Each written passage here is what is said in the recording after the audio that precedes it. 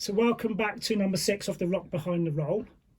We are really pleased with the interaction we had from you guys. More subscribers. We're not far off 100 subscribers now, so that's the aim for next week. So a little hint there. And we've had a lot of really good questions come in. So what we've decided to do this week is we're going to use these questions to help structure the story. So you will hear your questions get answered on the way through. But there was one question we got, what was really interesting, which I want Mugwai to address directly. And I've also enlisted the help of my big sister this week, because as much as you probably love my dulcet tones, I think it would be more interesting to bring Alana in. So Alana's going to pitch the question and she's going to be involved on the podcast this week. So take it away, sis. So Bluestone 2001 has asked a question via YouTube, because obviously that's where all your questions are aimed at the moment. Love this. It's really in the spirit of a travelling storyteller. Can't wait for more tales. Slightly off track from the passing show, Russ, the roadie, once told me a tale of the Land Rover tipping over in Ibiza and Ronnie's Pride Somatis bass neck getting broke. Any other tales of the Ibiza years? So, Mum, I'm going to bring you in on this, because unless I am mistaken, I remember the story being that you and Ronnie fell in love.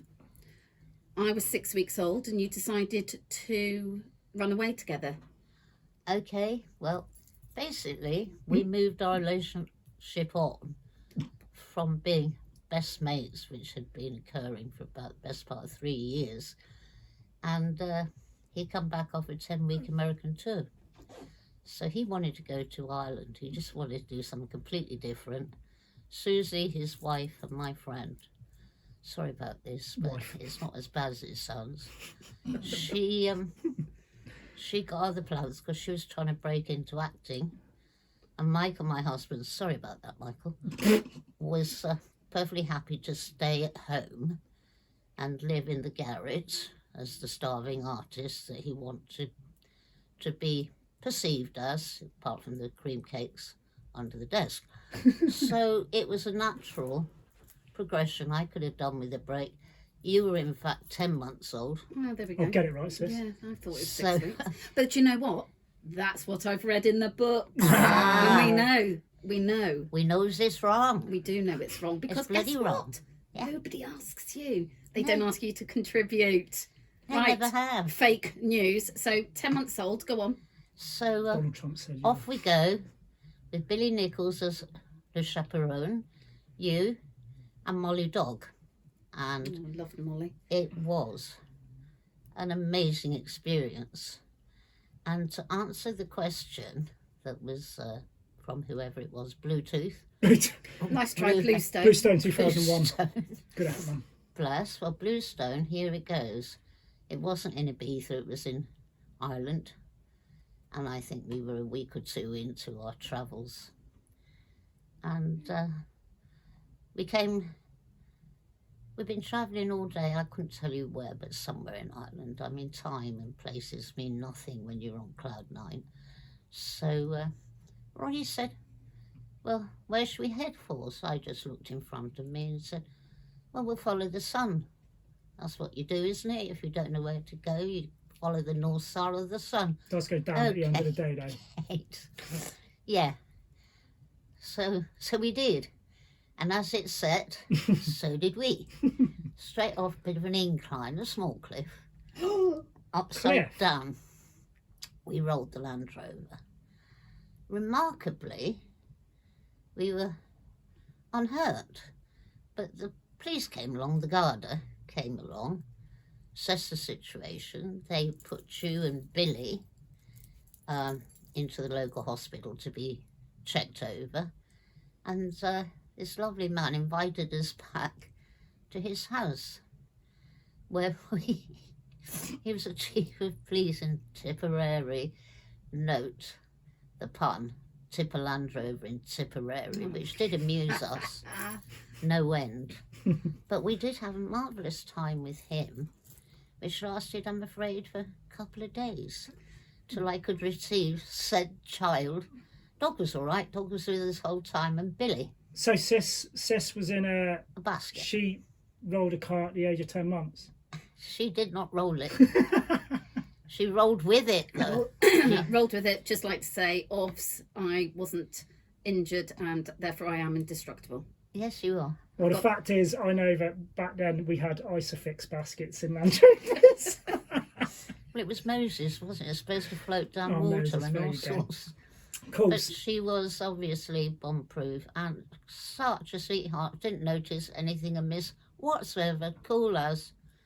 You were great, mate. You always have been. You know, nothing can rock you. I hope I'm not tempting bloody Providence. Yeah, steady there. Touch wood. Yeah, let's touch come on. anything wooden. So to be fair, we've clarified then, in that question, there is a lot of truth except for the location, but Ireland and Ibiza begin with the same letter, right? That's so it's what an I easy thought. mistake to make. Absolutely. Did his bass neck on his guitar Oh, get yeah. broken in that accident? Why was it supposed to have I done? don't know. This is what... Yeah, there's a comment about the bass neck getting broken on his guitar, which is It's possible. very possible, isn't it? Yeah. To be fair. Yeah, but we definitely had one because that's where we got this travelling bug. Okay, yeah. Because we were playing in pubs and clearly I was doing the old fandango. Very much the birth of can, if you like, because there's nothing like a knees up if you take it one step further. I mean, as long as you've got a large brandy on hand, it was doable. But, and also the fact that we'd always cook up a fantastic stew and have it by the road, because we were all sleeping in the Land Rover, Wow. and we'd, except when we were at the old superintendent's gaff, still prefer the Land Rover, and we'd make these amazing stews, which were basically our Guinness and anything else that we happened along, and they'd last all week. Cooked over an open fire, honest to God, it's the best thing. So this You is heard where it we... here first. The stews are legendary. So that Land Rover was Rosie, That was Rosie. and Rosie was on the passing show. Rosie so you most must- certainly was. So you must have had her fixed. She wasn't really damaged. God, there we go. I'm sure she was an army tank, really, in disguise. Rosie was just amazing because he had a long relationship with Rosie. Yeah. Because nothing, even when he got a Toyota from Eric for his Wrapped Christmas in a pink present. bow. I You remember got that. it, and I got a bloody And you got a toaster. toaster. never forgotten it. Cheers, though. And the only reason I got a toaster was that he didn't like the toast that I cooked on the Ray-Bans. That was self-serving. Good on him. Nothing weirder than going outside and seeing a green two-tone Toyota wrapped in a pink bow, bearing in mind you're in the middle of mid-Wales, Yeah. high Yeah. up in the hills. It's a bit odd. What was the toaster wrapped in? A little pink bow. And it was it? Yeah. Just Wasn't a very to big add toast. salt to the wounds, I think. I think Yeah. that's quite an achievement. Well done to him, I think, on that. Yeah, well, exactly. He proved a point, though. I can tell you now, I really, really don't remember the toaster being used. Mm. I don't. Only when Eric was there. Yeah, yeah. I was a bit I don't- scared of it, Yes, really. I was going to say I don't really remember it coming out. very Sign of often. success, though, isn't it? If you go around someone, you've got your own toaster in someone else's house, you've made it. Yeah. But I love the disparity of the presents. I mean, I wasn't under the impression that I was nearly as important as Ronnie to this Blood Brothers scenario. Come on. Yeah. Could it have been slightly more Well, you got something. Don't be ungrateful. typical Elle, that was? I don't So- think I ever got another present. I think he wasn't inclined to give me another one. I wasn't truly impressed with the toaster. I didn't have any rhapsodies involved with that arrangement at all. So, Bless him. so your trips in Ireland obviously give you the bug, and clearly there's a Well, link there yes. because Lan said about Rosie surviving. So then, And that's what also, inspired you. Ronnie in ended up finishing Ooh La La off Oh, yeah. pretty much on his own because Rod was leaving the band. Rod had effectively left the band as such. So they did one night promotion. No. Yeah, promote the album. There was one night, I think, that was at the Victoria Palace or some small, rather beautiful venue that lent itself to the period of the Can-Can. Yeah. Because they had some dancing girls on that to launch it. And then because Ronnie wrote Ooh La La, I think with the help of Woody, and he sang it on the album, it became his trademark. Yeah. And of course, It's a that's bloody how, good song, to be fair. that's how I got to dance a can on all the gigs, which was why I was doing all that and why I had a couple of on the show. We had dancing girls as such. So it was me, my best mate Bob, and Josie, I think her name was. That Billy lived with his missus, and he was the keyboard player. Yeah. And so we did about 4 various routines. Obviously the can, and then there was another one. And I went into the miming thing. So to one of Ronnie's songs, I think it was Silk Stockings, where we did the whole thing in mime. Yeah.